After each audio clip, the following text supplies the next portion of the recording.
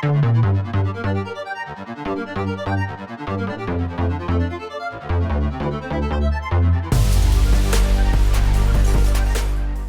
everybody, Spencer here. So you probably know me from my love of stadiums and sharing different stadium experiences. However, one of my other loves is jerseys. And I'd love to share my jersey collection with you, starting off with the sport that I have the least amount of jerseys to the sport that I have the most amount of jerseys to, done in alphabetical order by team. First up is going to be football. Let's go. So first up, we have the Buffalo Bills Nike 2013 to present primary blue jersey, with Stephon Diggs on the back. This is actually the most recent football jersey to add to my collection, as I did so this year from Kohl's. This is one of the game jerseys, so it's not stitched on, the numbers are screen printed, but what I really love about the numbers is the 3 different colors on them. So the main number is white with both a red and black outline. And the subtle use of the black really makes this jersey pop against the vibrant blue that it has to it. The small Buffalo logo on the back is a nice touch, and like all Nike game jerseys, it has the side paneling of the mesh ventilation. And of course it's really all topped off with that beautiful neckline with the rubber NFL shield.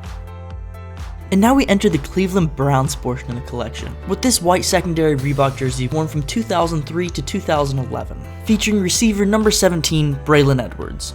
This was a jersey I actually got as a gift way back in 2007, and I'm still able to squeeze into it. This is probably the nicest football jersey that I have in terms of stitching and quality. You can see the numbers and letters are completely stitched on with tackle twill. And there's a difference in materials between the name bar and shoulders and the body of the jersey, which has a tight mesh material. In 2003, they moved the AL patch for former team owner Al Leonard from the chest of the jersey to the sleeve, and that was carried through all the way to 2013. In contrast to the white one, we also have the brown version of this jersey, which I acquired in 2010 from Dick's Sporting Goods on a Black Friday sale, featuring legendary returner Josh Cribbs, who is very much one of the only bright spots in some very dark times to the Browns. Unlike the white one, this is not the stitched version but the screen printed version, as all the graphics are screen printed directly onto the material. It's very similar to the stitched jersey that it has the different materials between the shoulder and the body, but the shiny shoulder polyester is a lot thinner than the stitched one, and the mesh body of the jersey has a lot larger holes, and the jersey also has that AL logo on the sleeve. The NFL logo sewn onto a shield with word equipment added onto it, sewn into the bottom of the collar. In 2011, the NFL signed a contract with Nike to make all their uniforms in on-game apparel. This particular brown primary jersey was worn from 2011 to 2013, with number 97 Jabal Sheard on it. I got this as a gift back in 2014 that someone found for me at TJ Maxx on pretty good clearance. This jersey has all screen printed graphics, and has a solid polyester material for the body and side panel ventilation that has mesh on it. They also switched the NFL logo from a stitch shield to a rubber shield.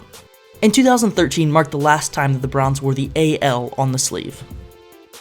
In 2015, the Browns unveiled a very unpopular rebranding. They moved away from their classic jerseys to a much more modern design, and also adjusted the color of the orange to make it brighter. This jersey was a secondary white jersey, worn from 2015 to 2020, that I acquired from Lids in 2017. It has cornerback Joe Hayden on it, but shortly after I bought this jersey, he was actually traded to the Pittsburgh Steelers. This jersey has a stitched on name and number, but it's a silkscreen material instead of the higher quality tackle twill, and the large Cleveland on the chest is also printed on instead of stitched on. The side panels are mesh, allowing for ventilation, and it still has the rubber NFL shield, accompanied with Nike's Flywire design, as you see the lines coming off the shield on the collar. And I love the phrase dog pound added to the inside of the collar.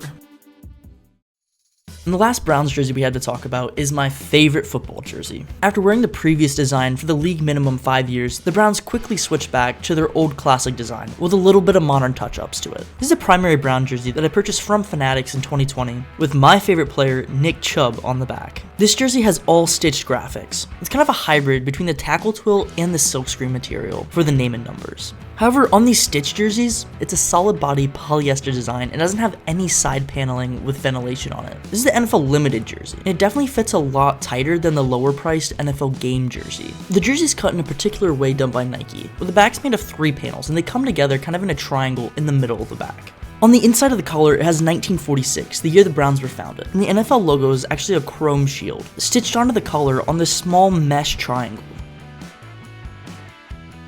Being from Ohio, I do have a soft spot for the Indianapolis Colts, so I was able to find this 2001 to 2011 secondary white jersey at TJ Maxx in 2021 for only $7.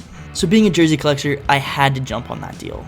It has defensive lineman Dwight Freeney on it, who had a fantastic career with the Colts. This jersey is exactly like the Josh Cribbs one that we saw earlier in the video, with the screen printed graphics and large mesh holes throughout the front and the back of it. What's interesting is that the stripes on the shoulder are actually a different material that's really stretchy and sewn right into the fabric. And I assume this was sitting around in a warehouse for about 10 years, so that's why it was priced so low. And the final football jersey I have to show you is from my favorite CFL team, the Winnipeg Blue Bombers. This is the primary Navy jersey from 2012 to 2015. I found this pretty recently on eBay for only $15, and I've been looking for a Blue Bombers jersey for a few years now, so I was really happy to snag it on a good deal.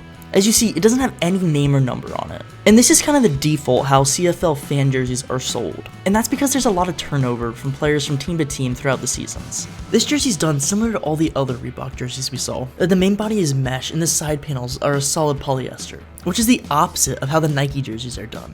It does have a blank name bar on the back, and I was highly considering getting Milt Stegall put on it, but after pricing it out, I think it's going to be a little out of the range I'd like to pay. However, all three W graphics are stitched onto the jersey. Alright, that does it for the football jersey collection. If you have any football jerseys of your own, let me know which one's your favorite. If you enjoyed this video, be sure to give it a thumbs up and subscribe to the channel so you can see all the other jersey videos coming next. Thank you so much for watching. I will see you next time for a stadium review and some baseball jerseys. Bye.